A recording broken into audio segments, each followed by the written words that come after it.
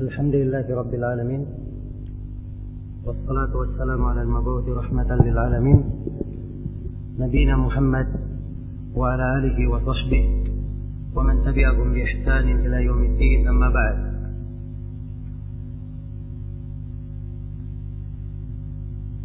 Hadirin sekalian yang saya hormati dan saya muliakan, alhamdulillah pada pertemuan sebelumnya telah kita baca 11 pembahasan dari pendahuluan kitab yang disebutkan oleh penulis menyangkut Al-Qawaid Al-Arba', 4 kaidah penting di dalam beragama. Dan pembahasan yang terakhir yang kita singgung adalah pembahasan tentang kesyirikan.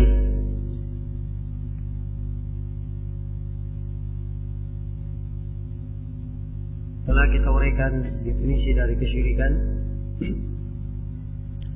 bahwa syirik adalah taswiyatu ghairillahi billah bi syai'in min khata'illah, menyatarakan selain Allah dengan Allah pada sesuatu yang merupakan kekhususan Allah Subhanahu wa ta'ala. Ya, kesyirikan terbagi dua. Yang pertama ada syirik akbar. Syirik akbar adalah kesyirikan yang mengeluarkan pelakunya dari keislaman, menjadikan pelakunya sebagai orang yang kekal di dalam neraka. Syirik akbar, siapa yang meninggal tidak bertobat darinya, maka tidak akan diampuni dosanya. Berbeda dengan syirik asghar yang merupakan jenis yang kedua. Jenis yang kedua syirik asghar, pelakunya tidak kekal di dalam neraka.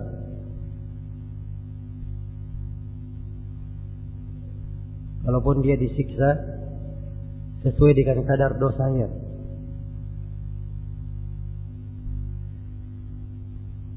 Ini yang membedakan antara dua jenis kesyirikan.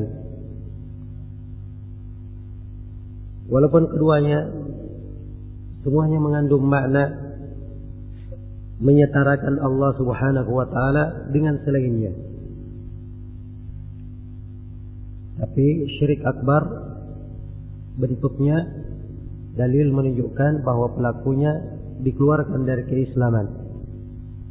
Dan syirik asghar dalil menjelaskan bahwa orang yang melakukannya tidak dikafirkan, tidak dikeluarkan dari keislaman. Ini yang membedakan.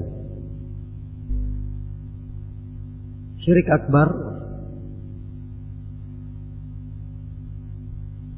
banyak berkaitan dengan keyakinan, kadang berkaitan juga dengan perbuatan,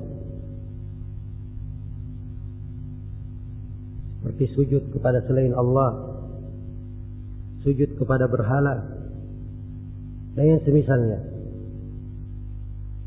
Adapun syirik asghar, dia adalah syirik kebanyakannya berkaitan dengan lafaz, berkaitan dengan lafaz, berkaitan dengan penyandaran sebab,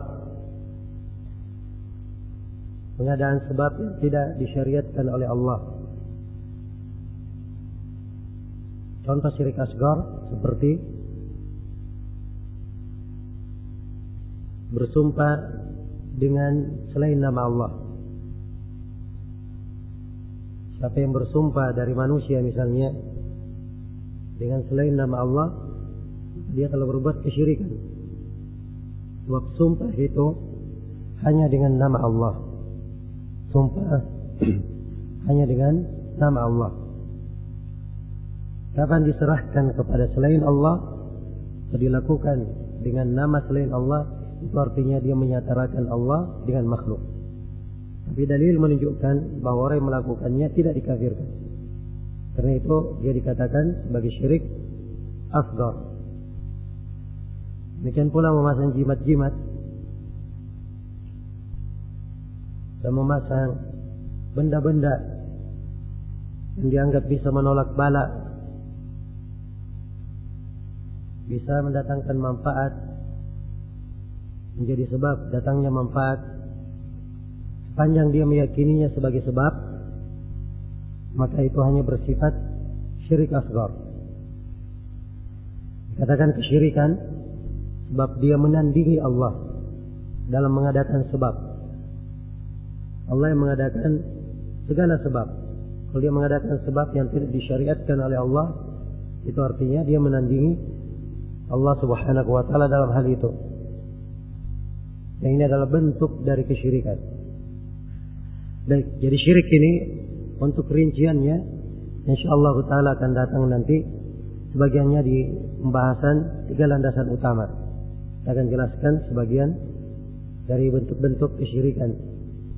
Walaupun pembahasan yang lebih detailnya itu di pembahasan kitab Tauhid.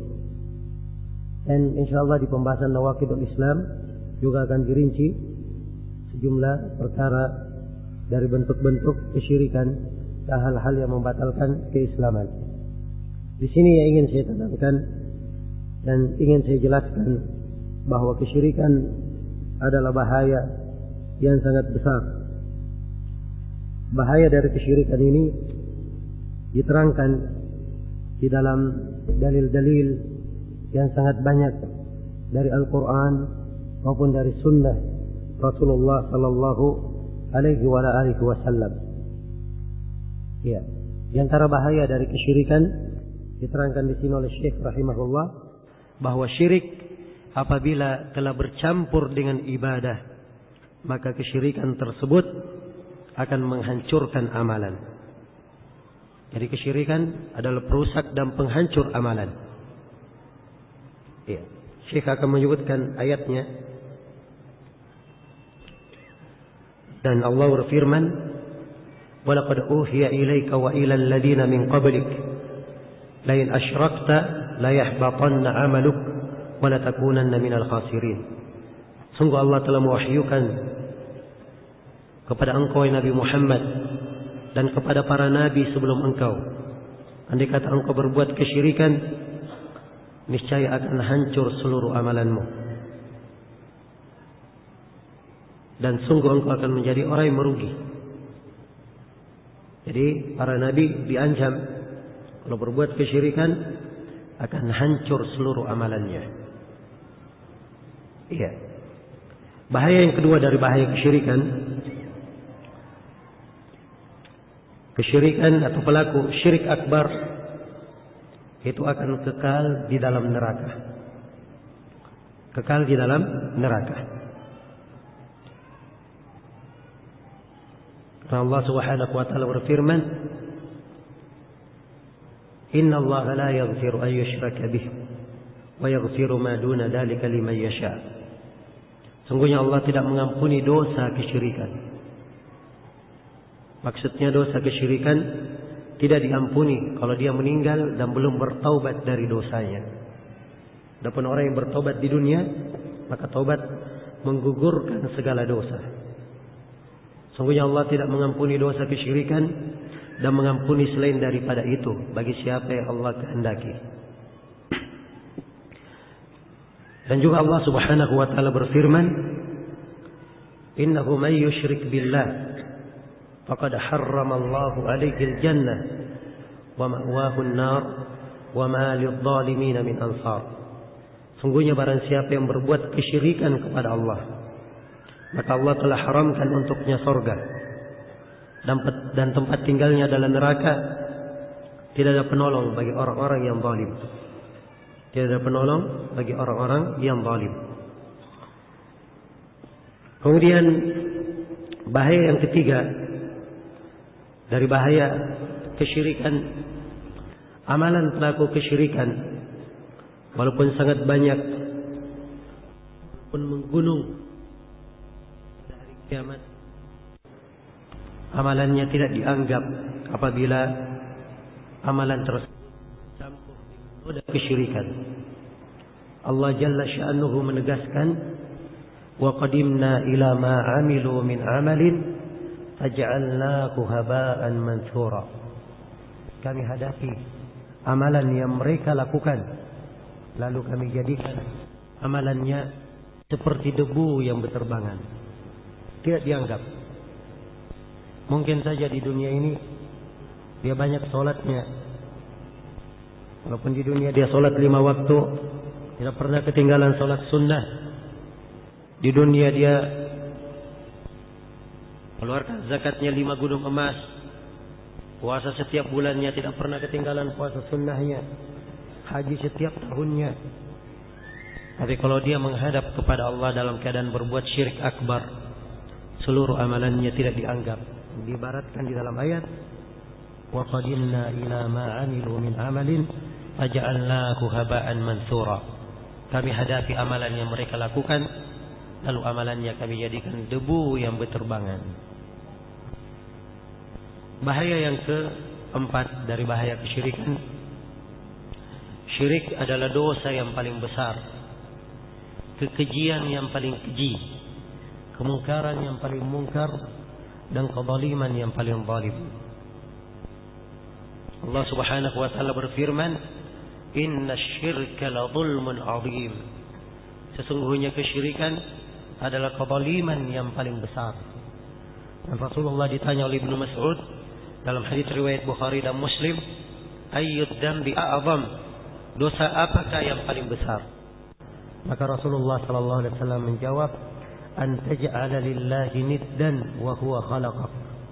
Engkau menjadikan untuk Allah tandingan padahal Allah yang menciptakan kamu. Iya.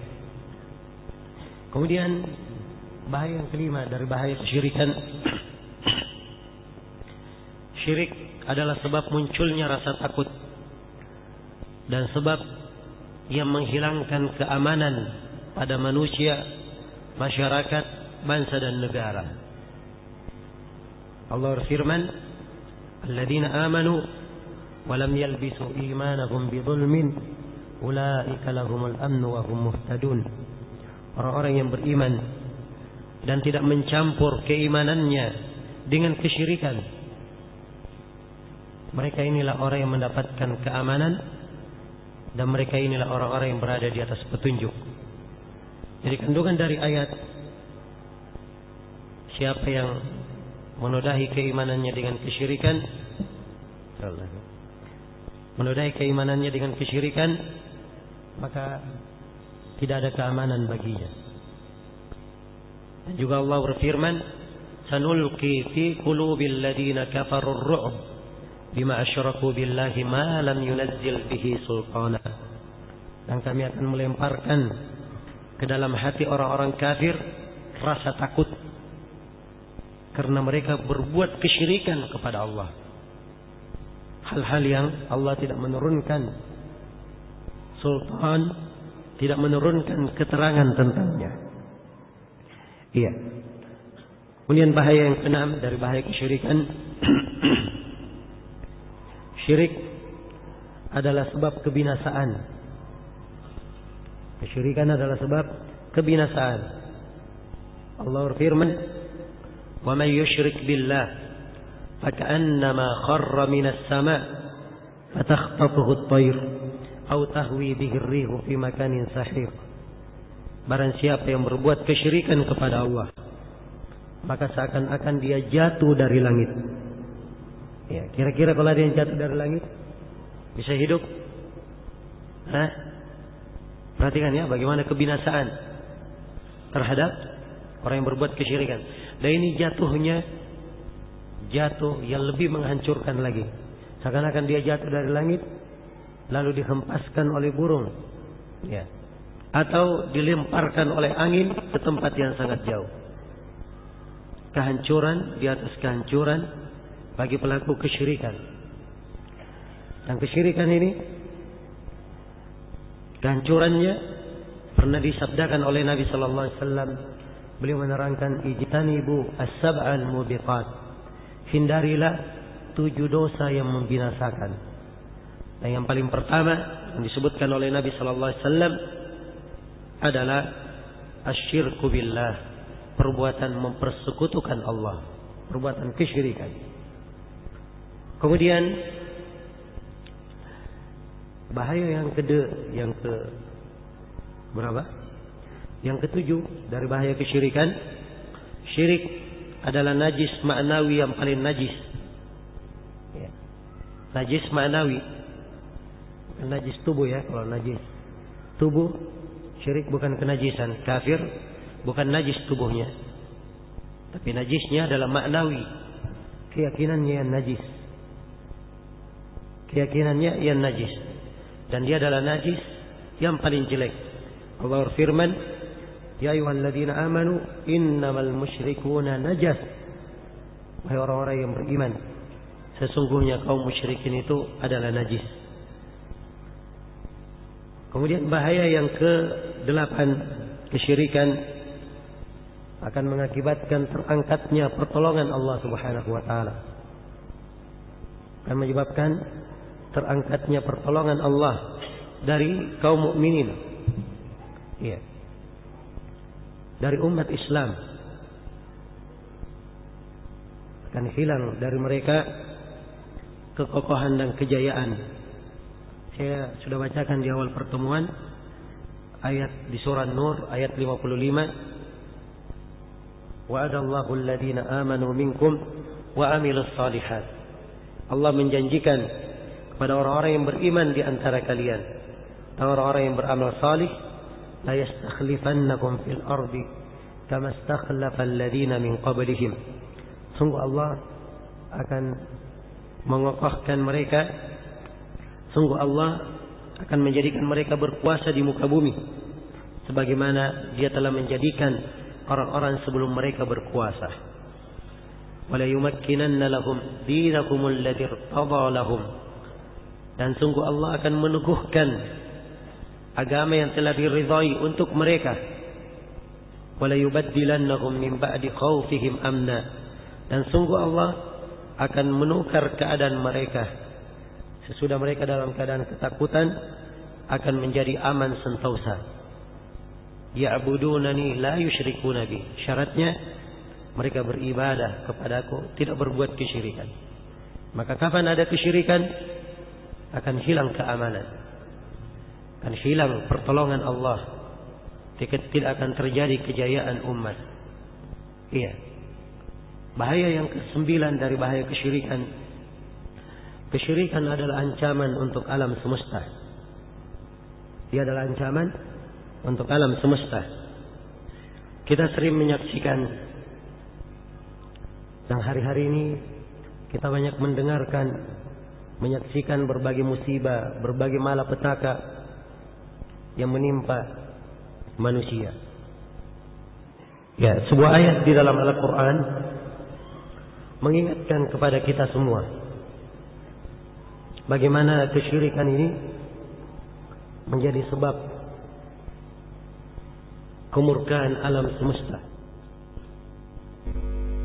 Jangan dikira terjadinya kesyirikan akan membuat manusia aman sentosa. Allah mengingatkan di dalam Al-Quran. Dan ini ayat bisa dilihat di surah Maryam. Saya sebutkan nomor ayat di ayat 88 hingga ayat 91. Allah berfirman, "Wa qalu ittakhadha ar-rahmanu walada. Laqad ji'tum syai'an idda. Takadu as-samawati yatafattarna minhu wa tanshaqqu al-ardu wa takhirru al-jibalu hadda. An da'u lir-rahmani walada wa ma yanbaghi lir-rahmani an yattakhidha walada." Mereka berkata bahwa Allah Ar-Rahman mempunyai anak. Ini siapa yang mengatakan? Orang Yahudi mengatakan Uzair anak Allah. Orang Nasara mengatakan Isa anak Allah. Kaum musyrikin di masa Nabi, mereka mengatakan bahwa para malaikat adalah anak perempuan Allah. Perhatikan ya, dari ucapan kekufuran, ucapan kesyirikan, dan ini kesyirikannya luar biasa, mempersekutukan Allah dalam zatnya. Ya, Allah, mereka katakan punya anak. Maka Allah firman, laqad ji'tum syai'an idda. Sungguh kalian telah membawa sebuah perkara yang sangat mungkar. Takadus samawati yatafattarna min wa tanshaqqul ardu wa takhirrul jibalu hadda. Hampir saja langit itu pecah karena ucapan itu. Perhatikan ya sikap langit. Hampir langit apa? Pecah karena ucapan itu. Dan hampir saja bumi terbelah karena ucapan itu. Dan hampir saja gunung itu runtuh karena ucapan tersebut. Tatkala mereka mengatakan bahwa Allah mempunyai anak, padahal tidak pantas Allah mempunyai anak.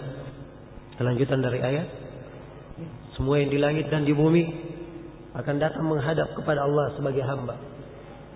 Bagaimana mungkin Dia yang maha berkuasa, satu-satunya yang bersendirian, dikatakan memiliki anak, mempunyai sifat kelemahan. Ya. Nah ini dari ucapan kesyirikan. Dan perhatikan kondisi alam semesta. Dan kita menyaksikan praktik-praktik kesyirikan tersebar di sana sini. Bahkan dianggap sebagai perkara yang lumrah. Adat istiadat. Sebagiannya menganggapnya ibadah, na'udzubillah. Sebagiannya menganggapnya apa? Ibadah. Ya, baru saja terjadi bencana, sudah kembali melempar sesajian untuk selain Allah. Baru saja terjadi tsunami, kembali melempar sesajian di laut. Baru saja gunung meletus, sudah menyembelih sapi di tugu. Ya. Dan selainnya.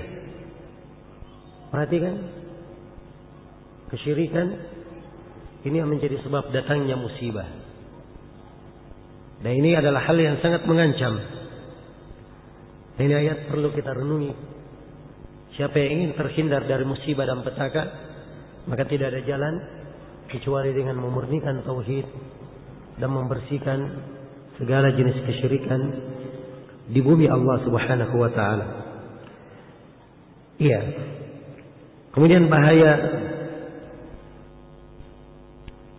yang ke berapa sekarang? Yang ke-10, pelaku kesyirikan itu dianggap halal darahnya dan dianggap halal hartanya bagi ahli tauhid. Karena itu pemerintah boleh menegakkan hukum terhadap mereka dengan hukum mati. Nabi sallallahu alaihi wasallam bersabda, "Umirtu liuqatilan nas. Umirtu an uqatilan nas hatta yashhadu an la ilaha illallah wa anna Muhammadar Rasulullah." Saya diperintah untuk memerangi manusia sampai mereka berucap la ilaha illallah dan Muhammad Rasulullah. Dan mereka mengeluarkan zakat dan mereka menegakkan salat dan mengeluarkan zakat. Fa idza fa'alu dzalika afamu minni dima'ahum wa amwalahum. Kalau mereka lakukan itu benar tauhidnya, mereka menegakkan salat, mengeluarkan zakat, maka akan aman darah dan harta mereka. Iya. Ini 10 bahaya dari bahaya kesyirikan, dan banyak lagi bahaya-bahaya lainnya. Ya. Namun apa yang saya terangkan tadi, saya harapkan bisa menjadi peringatan bagi kita semua bahwa kesyirikan adalah hal yang sangat menghinakan, perkara yang sangat membahayakan, perkara yang sangat membahayakan. Setelah menjelaskan bahaya-bahaya kesyirikan ini, Syekh rahimahullah mengingatkan masih dalam pendahuluan. Ya, dan kita sudah menyebutkan 11 pembahasan dari pendahuluan yang disebut oleh Syekh. Kemudian kata beliau, ini pembahasan yang terakhir, pembahasan yang ke-12 dari pendahuluan. Kata beliau, "Fa idza arafta anna asy-syirka idza khalaqa al-ibadata afsadaha wa ahbata al-amal wa sara sahibuhu min al-khalidin fi an-nar, arafta anna ahamma ma 'alayka ma'rifatu dhalik la'alla Allah ay yukhallisaka min hadhihi asy-syabakah wa hiya asy-syirku billah." Jadi kalau engkau telah mengetahui bahwa kesyirikan apabila bercampur dengan ibadah, syirik ini akan merusak ibadah, menghancurkan amalan, dan menjadikan pelakunya orang yang kekal di dalam neraka, engkau pun harusnya mengetahui bahwa kewajiban yang paling besar terhadapmu adalah engkau mengenal apa itu kesyirikan. Engkau mengenal apa itu kesyirikan, apa itu tauhid. Ini kewajiban yang paling besar. Dan ini pembahasan yang ke-12 yang ingin ditekankan oleh Syekh di pendahuluan. Beliau ingin menerangkan bahwa seorang mukmin dan mukminah ada kewajiban. Dan kewajibannya yang paling besar adalah dia mengenal bagaimana memurnikan ibadah kepada Allah, dan juga dia mengenal lawannya, kesyirikan yang bisa menghancurkan ibadahnya. Ini dua hal harus dia kenal. Tidak mungkin dia mengenal tauhid saja, tidak mengenal kesyirikan. Iya. Tidak mungkin dia mengenal kesyirikan sedangkan dia tidak mengenal ibadah yang murni kepada Allah. Iya. Maka ini kata beliau tugas yang paling besar. Tugas yang paling besar. Dan saya telah menerangkan di awal pertemuan sebelum sholat duhur bagaimana pentingnya mempelajari tauhid. Ya.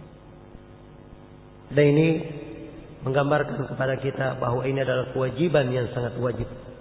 Kata beliau, la'allallaha ay yukhallisaka min hadhihi syabakah.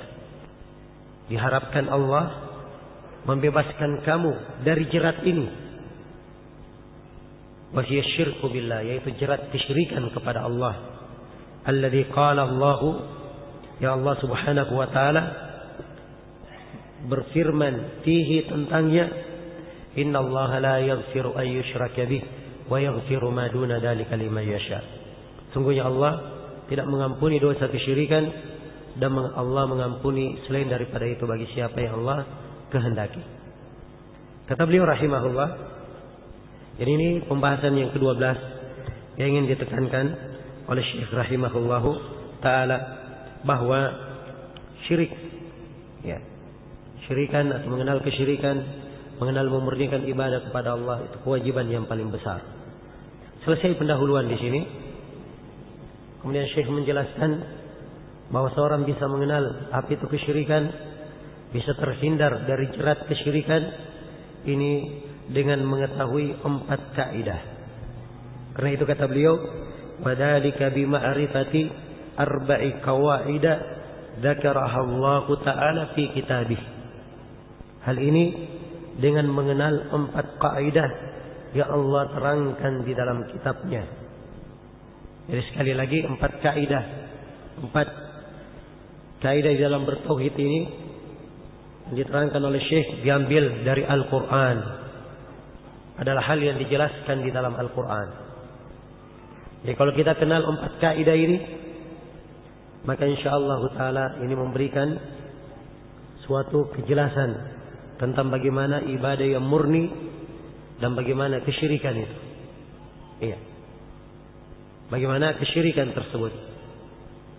Kaidah yang pertama, beliau al-qaidatul ula, kaidah yang pertama,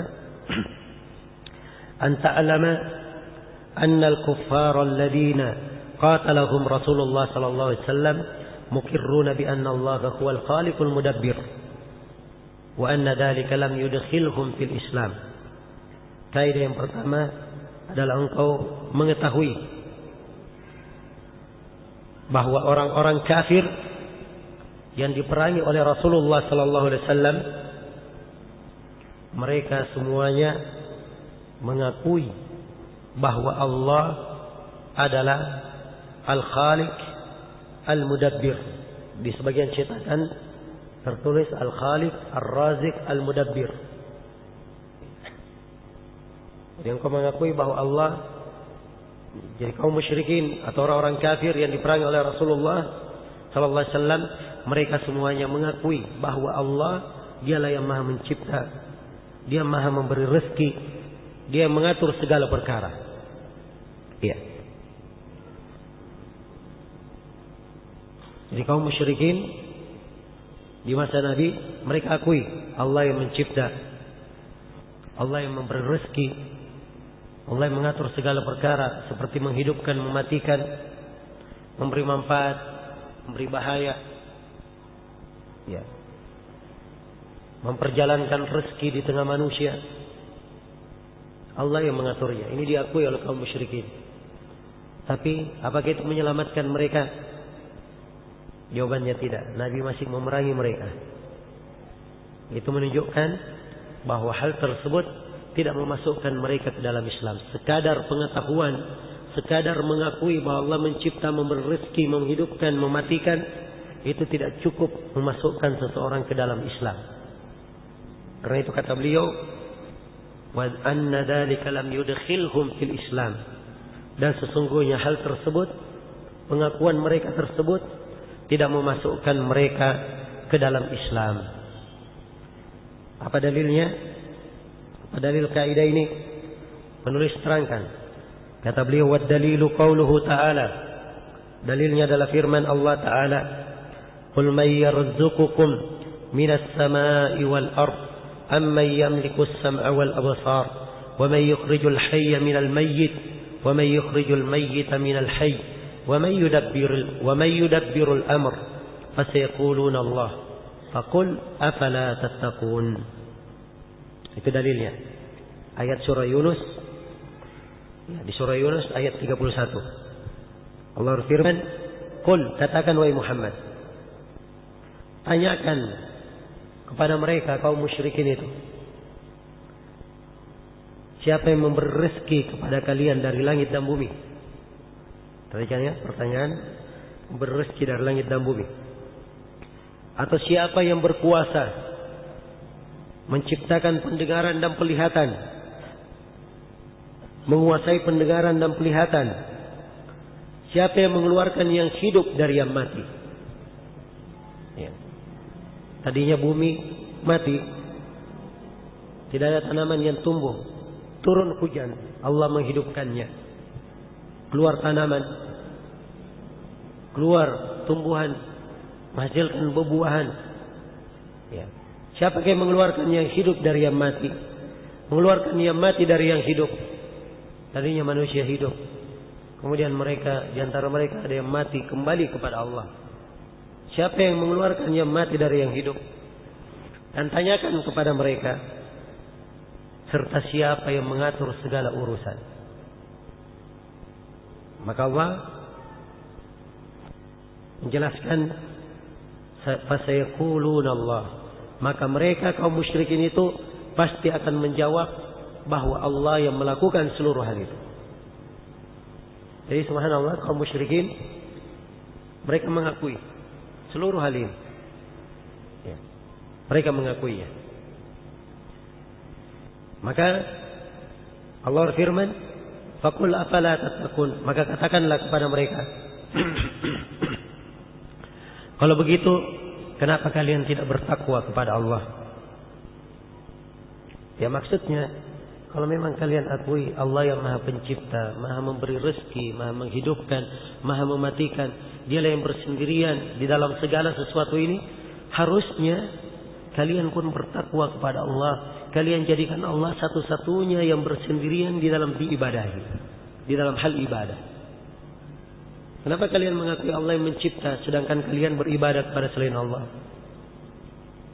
Kalian mengakui Allah yang mengatur segala urusan sedangkan kalian mempunyai sembahan-sesembahan selain daripada Allah. Kalian mengakui bahwa Allah yang di tangannya segala sesuatu, tapi kalian masih memohon hajat, bernadar dan berdoa kepada selain Allah. Maka harusnya seorang yang meyakini bahwa Allah Subhanahu wa taala yang bersendirian dalam menghidupkan dan mematikan, dia pula yang bersendirian di dalam hal berhak untuk diibadahi. Iya.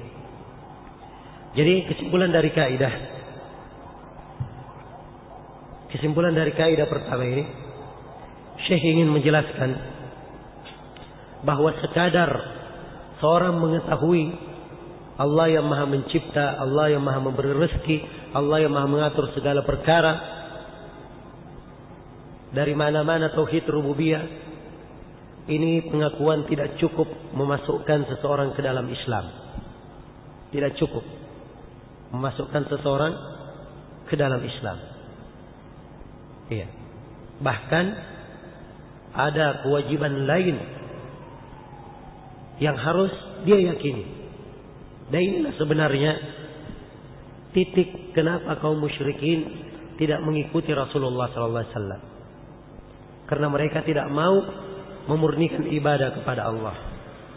Permasalahan mereka adalah di permasalahan mereka tidak ingin yang disembah itu cuma satu. Mereka akui Allah yang memberi rezeki, menghidupkan, mematikan. Tapi mereka tidak ingin ibadah hanya diserahkan kepada Allah. Mereka juga ingin beribadah kepada selain Allah, kepada berhala mereka. Iya. Kepada siapa yang mereka doai dari para nabi, para malaikat, meminta hajatnya, bertawassul, dan mereka meminta syafaat kepadanya. Ya. Jadi mereka ingin ibadah tidak terbatas hanya kepada Allah. Maka ini yang menyebabkan mereka dianggap kafir dan menyebabkan mereka dianggap tidak memurnikan ibadah kepada Allah. Iya. Jelas ya?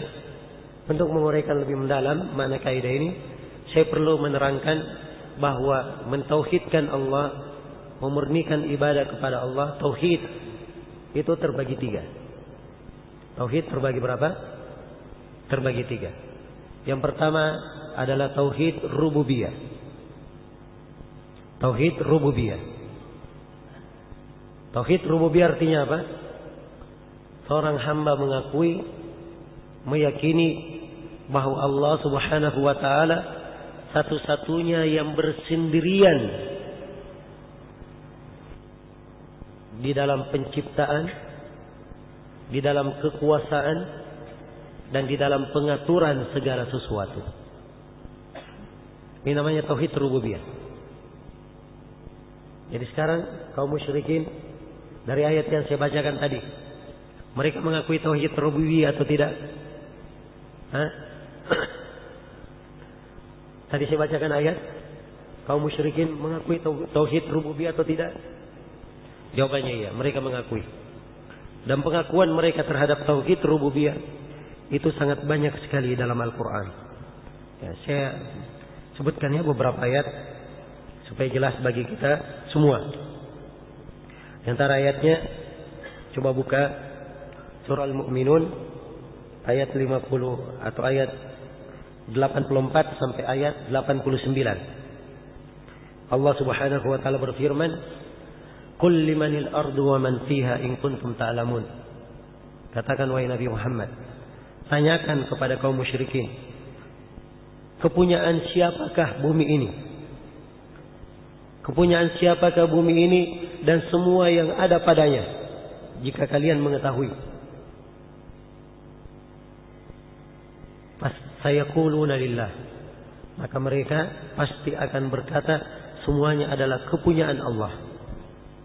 Qul, maka katakan wahai Muhammad, afala tatadakkarun? Kalau begitu, kenapa kalian tidak mengingat? Kalau kalian akui rububiyah, kenapa kalian tidak hanya beribadah kepada Allah? Tidakkah kalian mengingat? Ajukan pertanyaan yang kedua. Qul man rabbus samawati sab'i wa rabbul arsyil azim? Katakanlah, milik siapa langit yang 7 dan milik siapa arsy yang maha agung itu. Maka kaum musyrikin pasti akan menjawab, semuanya milik Allah. Iya. Qul afala tattaqun. Katakanlah, kalau begitu kenapa kalian tidak bertakwa? Tanya lagi kepada mereka, pertanyaan yang ketiga. Qul man biyadihi malakutu kulli syai' wa huwa yujiru wa la yujaru alaih in kuntum ta'lamun. Katakanlah, milik siapalah kekuasaan segala sesuatu. Milik siapakah itu? Dan dia yang melindungi tidak dilindungi. Kalau memang kalian mengetahui. Sayaquluna lillah. Semuanya pasti akan menjawab, semuanya adalah milik Allah. Jadi, kalau pengakuan terhadap makna rububiyah, Allah yang bersendirian dalam mencipta, menghidupkan, mematikan, ini diakui oleh kaum musyrikin. Diakui oleh kaum musyrikin. Ya, jadi mereka letak kesyirikannya, letak kekafiran kaum musyrikin di masa Nabi bukan di tauhid rububiyah. Bahkan tauhid rububiyah ini ya, diakui oleh iblis. Diakui oleh iblis. Iblis berkata, ya, fa bi'izzatika Rabbi bima aghwaytani, wahai Rabbku karena engkau menyesatkanku. Ia menyebut Rabb. Rabb itu makna rububiyah terkandung di dalamnya. Wahai Rabbku demi keagunganmu. Iblis dia mengakui rububiyah Allah. Tapi kekafiran iblis di mana? Dalam masalah uluhiyah. Allah perintah dia, dan menaati perintah Allah adalah ibadah kepadanya. Allah perintah kepada iblis untuk sujud kepada Adam, tapi iblis bersombong, keras kepala. Ini menyebabkan ia menjadi seorang yang kafir dan akan kekal di dalam neraka. Iya. Demikian pula Fir'aun. Fir'aun juga mengakui rububiyah Allah. Mengakui rububiyah Allah Subhanahu wa taala. Karena itu ayat-ayat di dalam Al-Qur'an, pertanyaan Fir'aun itu adalah pertanyaan bukan tidak mengetahui, tapi pertanyaan bersombong dan berkeras kepala. Ya, karena itu di antara pertanyaannya, wa ma rabbus samawat wal ard. Siapakah? Pakai ma ya. Ma itu kata benda. Kata pertanyaan untuk benda, bukan pertanyaan untuk pemilik. Ya, dan ini pertanyaan kesombongan dari Fir'aun. Ya. Dan Nabi Musa alaihi salam telah mengatakan iya. Nabi Musa alaihi salam juga telah berkata kepada Fir'aun, laqad alimta ma anzala haula'i illa rabbus samawati wal ardi basair. Engkau wahai Fir'aun telah mengetahui bahwa tidak ada yang menurunkan tanda-tanda kekuasaan itu kecuali Allah Rabbus samawat, Rabb pemilik langit dan bumi. Jadi Fir'aun juga mengakuinya. Ya. Jelas ya? Jadi Syekh di sini ingin menjelaskan dari kaidah sebatas mengetahui tauhid rububiyah itu tidak cukup memasukkan seorang ke dalam Islam. Tidak cukup memasukkan seseorang kemana? Ke dalam Islam. Bahkan harus ada tauhid yang kedua. Apa tauhid yang kedua? Tauhid uluhiyah. Tauhid uluhiyah artinya dia meyakini bahwa Allah Subhanahu wa taala satu-satunya yang berhak diibadahi. Dia meyakini bahwa Allah Subhanahu wa taala satu-satunya yang berhak untuk diibadahi. Segala ibadah hanya untuk Allah Subhanahu wa taala. Tidak boleh diserahkan kepada siapapun selain dari Allah. Ya. Inilah inti dari ajaran para nabi dan para rasul. Karena itu, kalau kita lihat ayat-ayat yang saya terangkan menjelaskan misi diutusnya para nabi dan para rasul, bahasanya wa'budullaha wajtanibut taghut. Beribadalah kepada Allah dan jauhilah tauhid, ibadah yang diingatkan. Sebab memang ini adalah letak kekafiran umat-umat terdahulu. Mereka tidak mengakui dan tidak menginginkan ibadah itu hanya diserahkan kepada Allah. Tatkala Nabi SAW menyerukan tauhid kepada kaum musyrikin supaya mereka masuk ke dalam Islam mengucapkan la ilaha illallah, Nabi berkata, ya qaum, qulu la ilaha illallah tuflihu.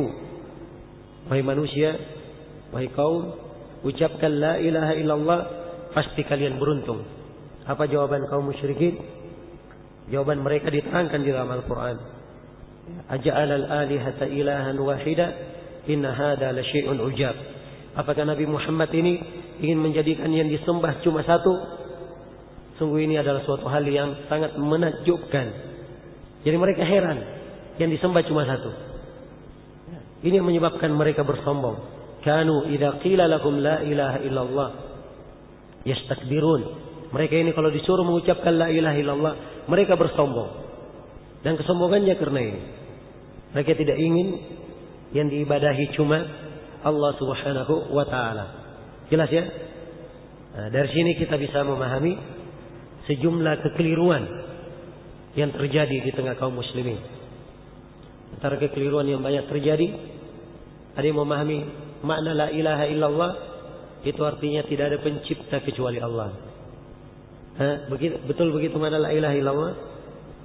Tidak ada pencipta kecuali Allah.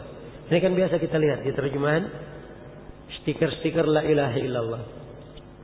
Tidak ada Tuhan kecuali Allah. Ya. Dan ini penerjemahan keliru.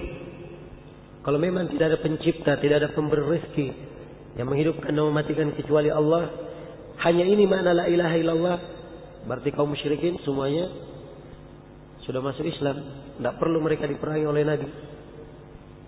Tapi ternyata bukan itu makna la ilaha illallah. Ya, jelas ya? Siapa yang memahami makna la ilaha illallah hanya sekadar itu, sekadar Allah yang maha mencipta, maha memberi rezeki, berarti kaum musyrikin di masa Nabi lebih pandai darinya. Sebab kaum musyrikin di masa Nabi, mereka paham maknanya, akhirnya mereka keras kepala tidak mau masuk ke dalam Islam. Tapi mereka paham maknanya. Sekarang, karena ada yang mengucapkannya, tapi dia tidak paham apa makna la ilaha illallah. Karena itu makna la ilaha illallah cuma satu. Sebab ilah artinya yang diibadahi. Karena itu makna la ilaha illallah terjemahannya tidak ada yang berhak diibadahi kecuali Allah. Dan pengakuan hamba bahwa yang diibadahi hanya Allah, tentunya terdapat di dalamnya pengakuan bahwa Allah yang mencipta, memberi rezeki dan seterusnya. Jelas ya? Ya. Jadi ayat-ayat ini dan kaidah yang disebut oleh Syekh di sini betul-betul jelas menunjukkan bahwa sekadar memahami tauhid rububiyah itu tidak cukup memasukkan seorang hamba ke dalam Islam. Tidak cukup memasukkan seorang hamba ke dalam Islam. Bahkan harus ada tauhid uluhiyah. Tauhid jenis yang ketiga disebut dengan nama tauhid asma wa sifat. Tauhid asma wa sifat. Mentauhidkan Allah dalam nama-nama dan sifatnya. Allah mempunyai nama-nama yang maha husna, maha indah, sifat-sifat yang maha tinggi. Maka seluruh nama yang Allah terangkan di dalam Al-Quran dan dijelaskan oleh Rasulullah SAW, kita wajib mengimaninya. Nama-nama dan sifat tersebut ada yang berkaitan dengan rububiyah dan ada yang berkaitan dengan apa? Uluhiyah. Iya. Baik. Jadi inilah tauhid. Ini pembagian tauhid. Seorang mukmin yang benar keimanannya, benar tauhidnya, dia harus mengimani 3 tauhid ini sekaligus. Jangan dia bertauhid rububiyah saja, tidak ada uluhiyahnya. Jelas ya? Kalau dia tidak bertauhid asma wa sifat, dia juga belum beriman dengan keimanan yang benar. Tidak beriman dengan keimanan yang benar. Belum bertauhid dengan tauhid yang benar.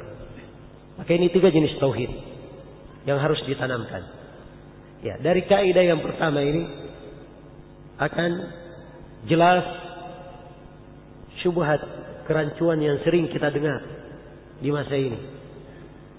Ketika ada yang berdoa di kuburan, meminta hajatnya kepada wali-walinya, ada yang meminta hajatnya kepada kiai-kiainya. Ya, kiainya sudah mati, tapi dimintai hajat. Ketika ditegur, itu kesyirikan. Ya, itu perbuatan kaum musyrikin. Mereka katakan, kami ini bukan kaum musyrikin. Kami mengakui Allah yang mencipta, menghidupkan, memberi rezeki. Jelas? Maka itu bukanlah tauhid sekadar mengakui bahwa Allah mencipta, menghidupkan, memberi rezeki. Tidaklah cukup dianggap sebagai tauhid memasukkan seseorang ke dalam Islam. Maka ini kaidah yang sangat agung dijelaskan oleh Syekh rahimahullahu taala. Iya. Baik. Kemudian kaidah yang kedua. Kata penulis rahimahullah, al-qaidatus tsaniyah. Kaidah yang kedua. Annahum yaquluna ma da'unahum wa tawajjahna ilaihim illa li talabil qurbati wasyafa'ah. Kaidah yang kedua, mereka berkata. Siapa mereka? Itu kaum musyrikin. Ya. Ma da'awnahum, tidaklah kami beribadah kepada mereka. Tidaklah kami beribadah kepada mereka, berdoa kepada mereka, wa tawajjahna ilaihim, dan tidak pula kami mengarahkan wajah kami kepada mereka, illa li talabil qurbati wasyafa'ah, kecuali hanya sekadar mencari kedekatan Allah, mencari kedekatan kepada Allah dan mencari syafaat. Ini kaidahnya. Iya. Sekarang saya ingin pahamkan kaidah. Kaum musyrikin di masa Nabi, ada yang berdoa, ada yang beribadah kepada berhala. Akan diterangkan oleh Syekh di kaidah yang ketiga, macam-macam sesembahan kaum musyrikin. Ada yang beribadah kepada berhala, ada yang beribadah kepada nabi yang sudah meninggal, dia berdoa kepadanya. Ada yang meminta hajatnya kepada para malaikat. Ya. Ada yang ibadahnya kepada bebatuan, pepohonan. Jelas ya? Maka mereka ketika ditegur, kenapa kalian beribadah kepadanya? Maka mereka menjawab, kami tidaklah berdoa kepada mereka dan tidak menghadapkan wajah kami beribadah kepada mereka, kecuali hanya mencari kedekatan kepada Allah dan mencari syafaat. Kami ini orang berdosa, banyak kesalahan. Adapun mereka adalah orang-orang salih, orang-orang dekat kepada Allah, para nabi dekat kepada Allah, malaikat dekat kepada Allah.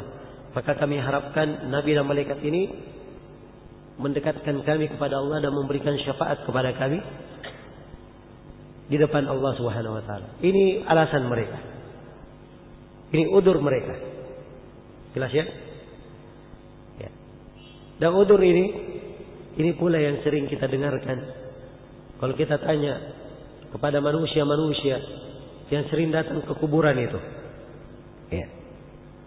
Dan di Indonesia ini Masya Allah, ya, namanya pekuburan, tempat-tempat yang dianggap ya sebagai tempat wali, ya, tempat yang dikeramatkan, ya, luar biasa banyaknya di Indonesia ini.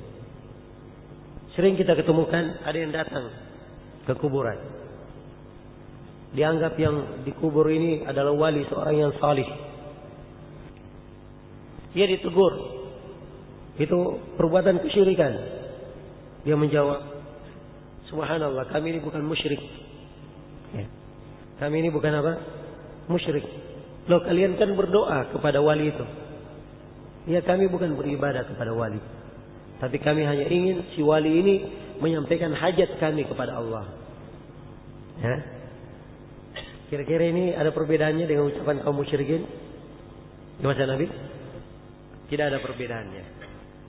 Jadi Syekh di sini ingin menanamkan kaidah yang kedua, bahwa udzur yang dipakai oleh kaum musyrikin di masa ini, bahwa mereka beribadah kepada wali-walinya, kepada sembahan-sembahannya, orang-orang yang dikubur dan selainnya, mereka beribadah kepadanya, katanya hanya untuk mencari kedekatan, supaya mereka lebih dekat kepada Allah. Sebab orang saleh ini dekat kepada Allah. Kalau dia dekat, bisa nebeng di belakangnya. Ya. Demikian. Maka udzur mereka ini sama persis dengan udurnya siapa? Kaum musyrikin di masa Nabi. Ya. Itulah kesyirikan namanya. Itulah kesyirikan. Allah tidak menghalalkan ada perantara antara Allah dan antara makhluk dalam ibadah kepadanya. Semua ibadah itu harus sambung kepada Allah. Tidak boleh ada perantara. Siapapun perantaranya. Tidak nabi yang didekatkan, tidak malaikat, tidak pula orang-orang salih. Allah tidak ridha ada ibadah kecuali hanya kepadanya. Allah tidak ridha dipersekutukan dengan siapapun dalam hal ibadah. Ya. Dan ini telah kita terangkan ayat-ayat yang sangat banyak berkaitan dengan masalah wajibnya beribadah hanya kepada Allah Subhanahu wa taala. Jadi kesimpulan dari kaidah yang kedua, ya, beralasan bahwa jatuh di dalam kesyirikan, melakukan peribadatan kepada orang yang salih, kepada penghuni kubur, beralasan bahwa hanya ingin mendapatkan kedekatan, hanya ingin mendapatkan syafaat. Ini adalah alasan kaum musyrikin persis sama. Dan siapa yang melakukannya berarti dia adalah musyrik, bukan seorang muslim.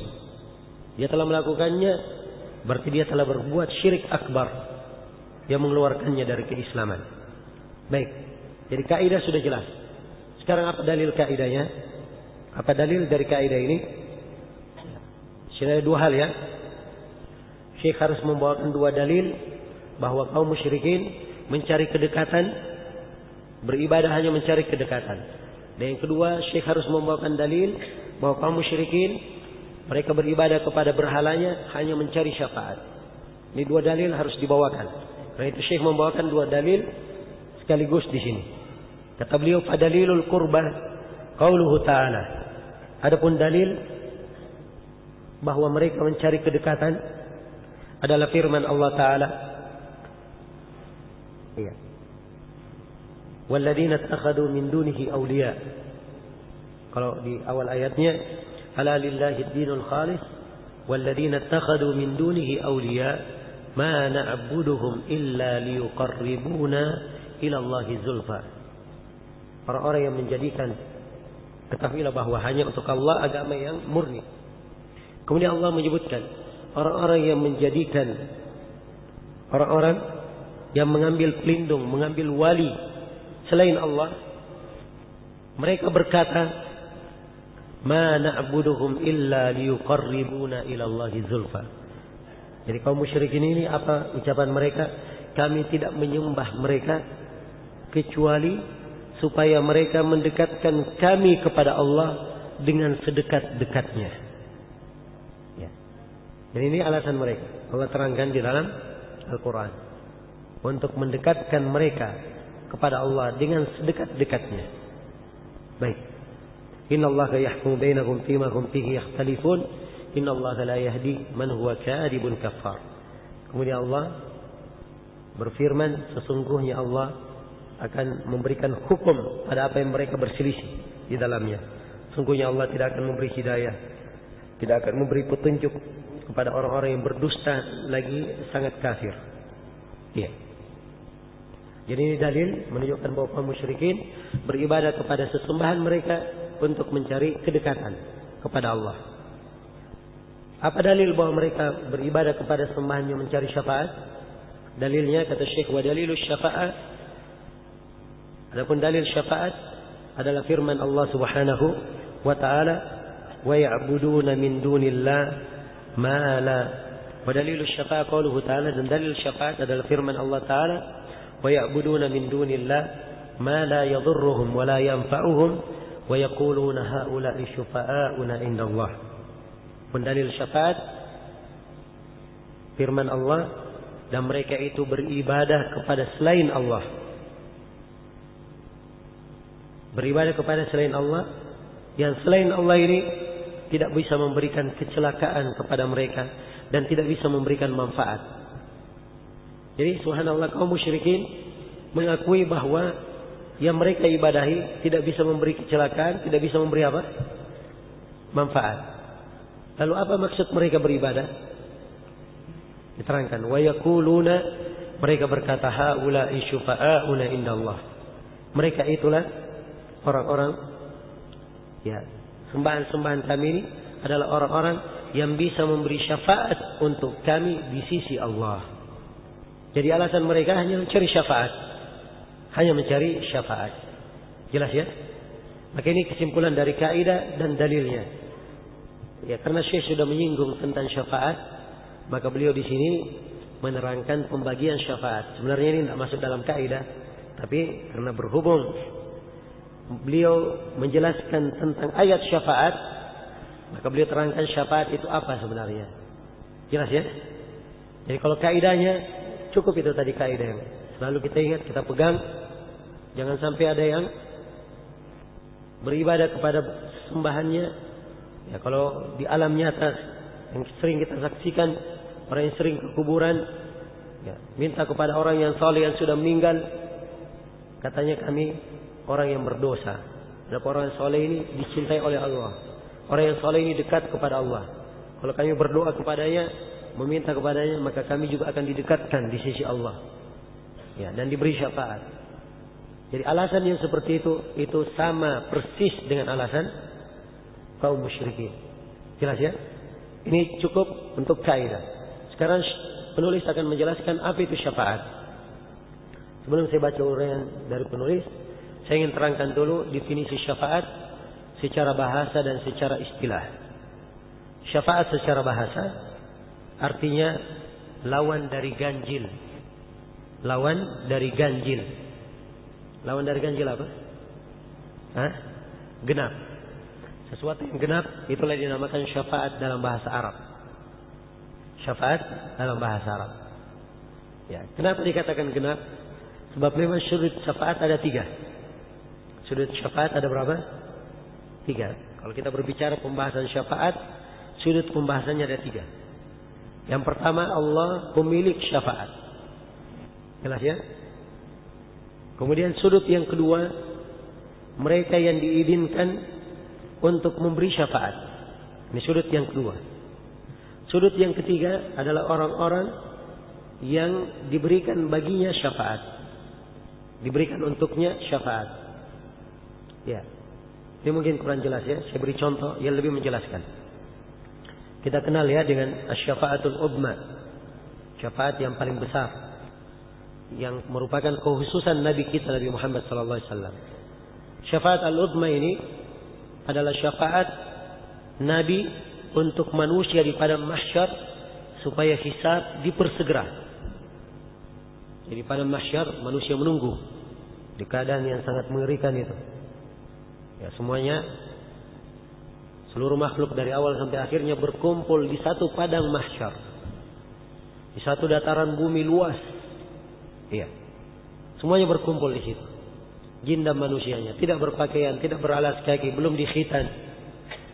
Matahari dekatkan di atas kepala sejarak 1 mil. 1 mil ada 2 penafsiran. Yang mengatakan 1 mil seperti jarum panjang, mungkin sejarak 1 jengkal. Ya, 1 jengkal dekat sekali. Dan yang mengatakan bahwa 1 mil adalah ukuran mil yang kita kenal. Ukuran mil yang kita kenal. Ya. Kalau ukuran mil yang kita kenal itu juga sangat dekat. Matahari sejauh itu saja kita diterik matahari sekarang ini kepanasan, berkeringat, tidak tahan. Apalagi matahari sangat dekat. Dan Allah murka dengan kemurkaan pada hari itu. Ya, Allah tidak pernah murka seperti itu sebelumnya. Yang membuat para nabi dan para rasul hanya memikirkan diriku dan diriku. Penantian di padang mahsyar sangatlah panjang. Ya. Karena dimaklumi 1 hari di hari kiamat ada yang seperti 1000 tahun dan ada yang seperti 500 tahun. Ini 1 hari di hari kiamat. Penantian yang sangat panjang. Paniklah manusia. Ya, saking paniknya tidak ada kesempatan saling melihat. Maka manusia pun mendatangi para nabi dan para rasul.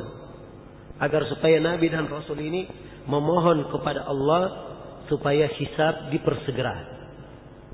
Ya, ini 3 sudut syafaat. Allah pemilik syafaat supaya hisab dipersegera. Nabi adalah perantara, nabi dan rasul. Dan yang diberi syafaat siapa? Adalah manusia. di hari kiamat. Tapi seluruh nabi dan rasul menjawab nafsi, nafsi, nafsi. Saya hanya memikirkan diriku, diriku dan diriku. Diarahkan kepada nabi yang lainnya hingga akhirnya Nabi Muhammad sallallahu alaihi wasallam yang berkata ana laha. Saya adalah pemilik syafaat itu, saya adalah yang berhak terhadap syafaat itu. Ya, maksudnya pemilik di sini yang berhak meminta kepada Allah. Maka Nabi pun berdiri, kemudian mendatangi arsy Allah, singgasana Allah. Kemudian beliau bersujud dan dibukakan untuk Nabi pujian-pujian di lisan beliau. Ya, yang kata Nabi, hari ini saya belum mampu mengucapkannya. Tapi pada saat beliau sujud, dibukakan untuk Nabi pujian yang mencocoki keadaan dan mencocoki kebesaran Allah yang sangat murka pada hari itu. Maka Allah berfirman kepada Nabi Muhammad, ya Muhammad, irfa' ra'sak wa qul tusma wa sal tu'ta wasfa tushaffa. Wahai Muhammad, angkatlah kepalamu, berbicaralah engkau akan didengar, mintalah engkau akan diberi, mintalah syafaat, niscaya engkau akan disyafaati. Jelas ya? Maka Nabi pun memohon supaya hisab dipersegera. Ya, seketika itu kelanjutan dari fase kejadian pada hari kiamat, wa jaa rabbuka wal malaku saffan saffa, dan datanglah Rabbmu dan para malaikat bersaf-saf. Ini untuk hisab dimulai. Jelas ya? Baik. Jadi nampak dari kisah tadi, manusia adalah satu sudut, Nabi satu sudut, dan Allah adalah pemilik apa? Pemilik syafaat. Allah pemilik syafaat, Nabi yang memintakan kepada Allah, manusia yang disyafaati. Ya. Karena itu makna syafaat secara bahasa yang genap. Sebab manusia minta syafaat, mereka minta kepada orang yang menjadi perantara.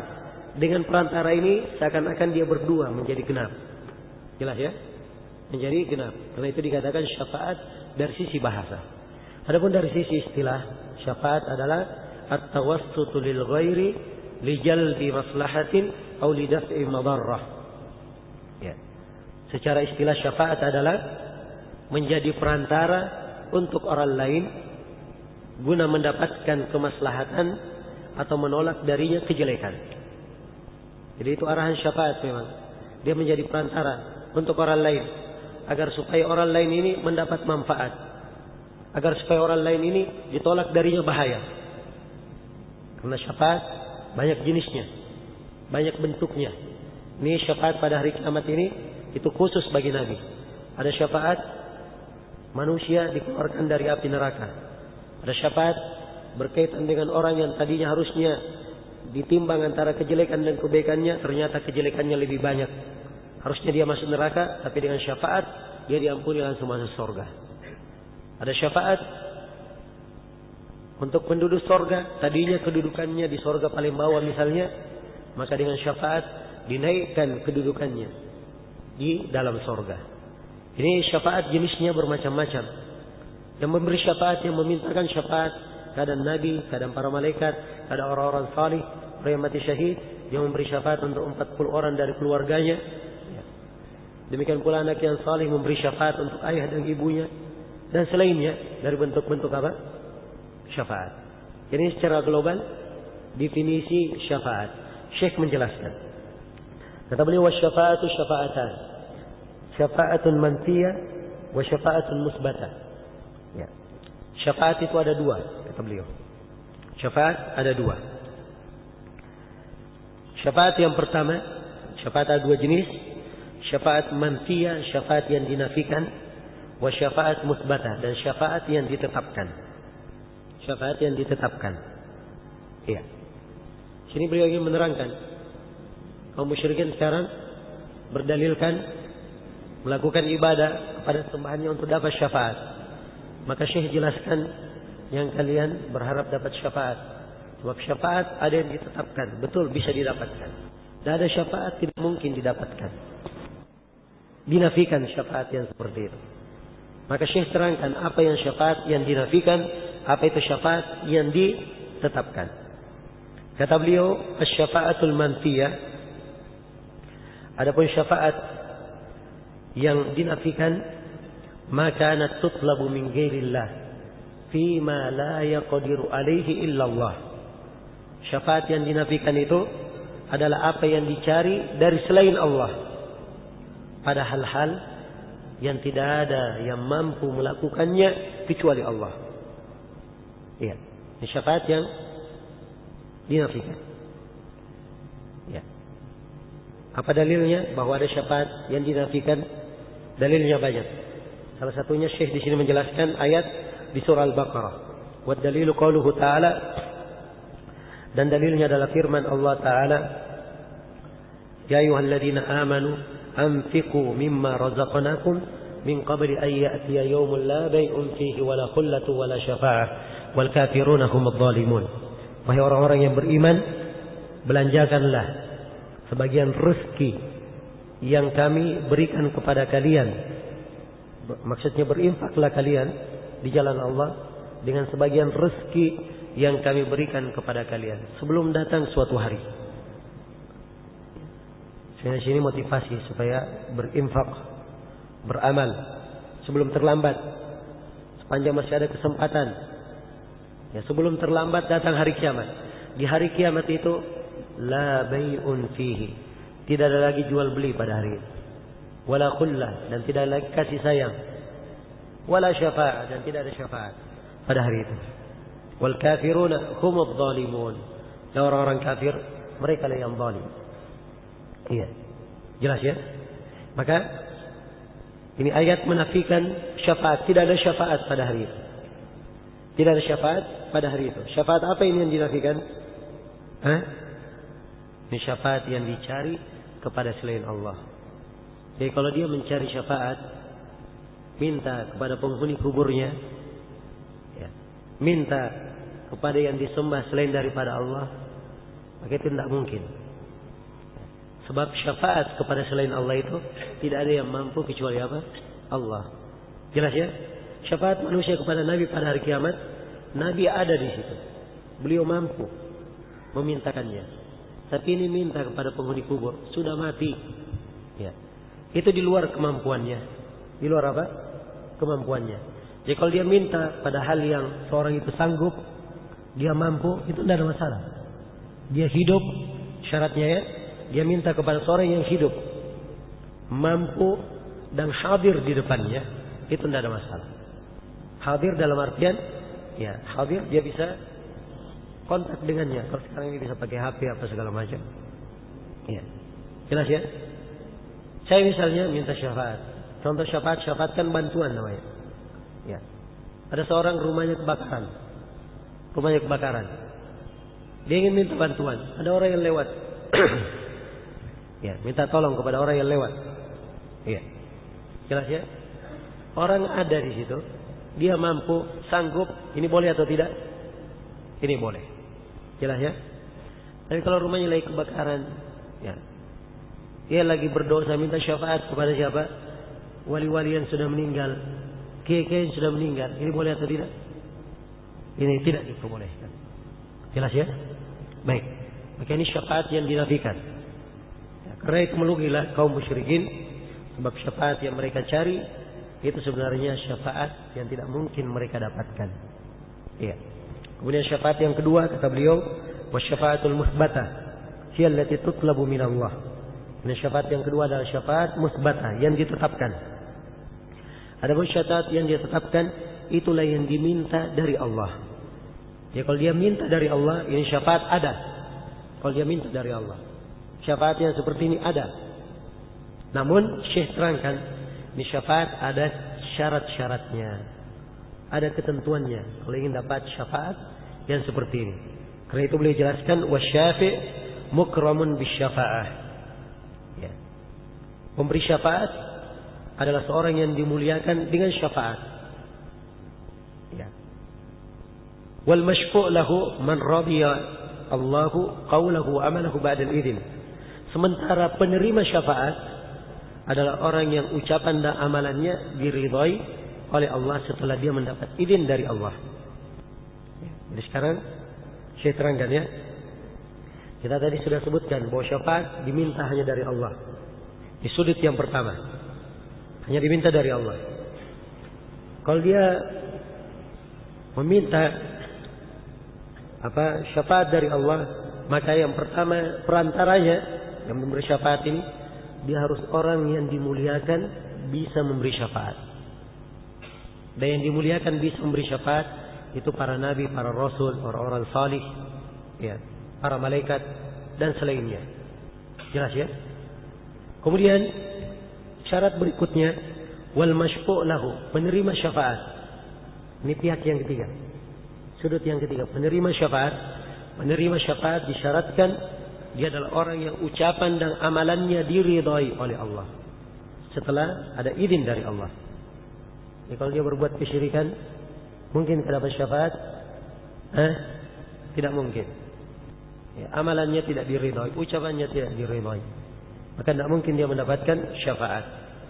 Ya. Kama qala ta'ala, sebagaimana firman Allah Ta'ala, man dzalladzi yashfa'u 'indahu illa bi'idnih.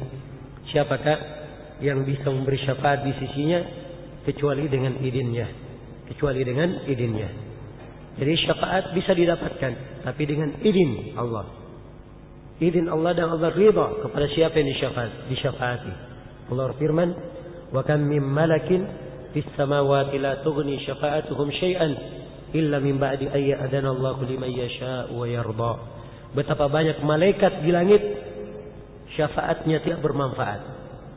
Jadi Masya Allah malaikat, ya, Allah jadikan mereka sebagai makhluk yang memberi syafaat, memintakan syafaat untuk manusia, memintakan syafaat untuk manusia kepada Allah. Tapi syafaat malaikat ini tidak bermanfaat. Ya. Banyak yang tidak bermanfaat, kecuali bagi siapa yang Allah ridhai. Ya. Dan Allah, bagi siapa yang Allah ridhai dari hamba-hamba yang Allah kehendaki, dan bagi siapa yang Allah izinkan dari hamba-hambanya dan Allah ridha kepadanya. Maka harus ada izin dan ridha dari Allah Subhanahu wa taala. Maka ini kesimpulan ringkas berkaitan dengan pembahasan syafaat. Ya, jadi syafaat ada dua macam, ada yang ditetapkan dan ada yang ditiadakan, dinafikan. Yang dinafikan itu kalau syafaatnya diminta kepada selain Allah, ada hal yang tidak ada yang mampu terhadapnya kecuali Allah. Kalau syafaat yang ditetapkan, itulah syafaat yang diminta kepada Allah. Syaratnya ada syarat untuk si penerima syafaat, si pemberi syafaat, ada syarat untuk si penerima syafaat. Iya. Baik, sekira dengan ini jelaslah makna kaidah yang kedua. Sekali lagi saya ulas bahwa kaidah yang kedua ini Syekh ingin menjelaskan bahwa udzur yang dilakukan oleh kaum musyrikin, orang-orang yang berbuat kesyirikan di masa ini, ketika mereka berbuat kesyirikan, mereka berkata, kami tidak berdoa kepada wali ini, penghuni kubur ini, kecuali untuk mendapatkan kedekatan dan mendapatkan syafaat. Ketahuilah bahwa alasan mereka itu sama persis dengan alasan kaum musyrikin di masa Nabi. Karena kaum musyrikin beralasan seperti itu, mereka tetap dicap musyrik oleh Nabi, maka kalian juga dicap musyrik sebagaimana mereka dicap musyrik oleh Nabi sallallahu alaihi wasallam. Jadi kesimpulan dari kaidah yang kedua, baik waktu sudah selesai. Nah, pertemuan kita ini hanya diberi waktu hingga jam 21.00 dan alhamdulillah sudah berlalu 3 menit. Ya. Dan saya bermohon kepada Allah Subhanahu wa taala semoga Allah memberikan kepada kita semua kesehatan dan Allah memberikan kepada kita semua umur yang panjang, semangat yang baik. Semoga kita bisa menyelesaikan